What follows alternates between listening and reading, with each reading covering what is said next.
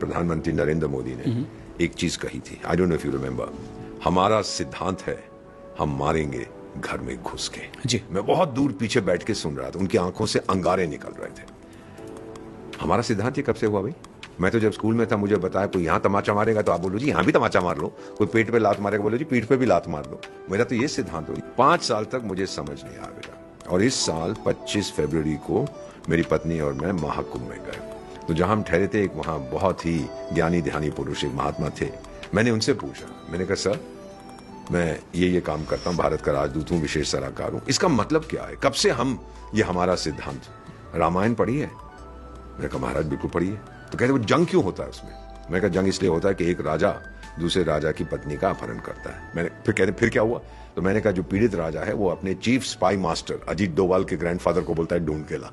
अब वो बड़ा परेशान, भगवान श्री हनुमान इधर जाता है उधर जाता है, फिर पता लगता है कि छोटे से द्वीप में उसको कैद कर रखा है 100 कोस दूर from the southern tip of India, यानी 300 किलोमीटर। लेकिन 25,000 साल पहले ना पानी का जहाज था, ना सबमरीन थी, ना हवाई जहाज है, ना हेलीकॉप्टर, जाए कैसे?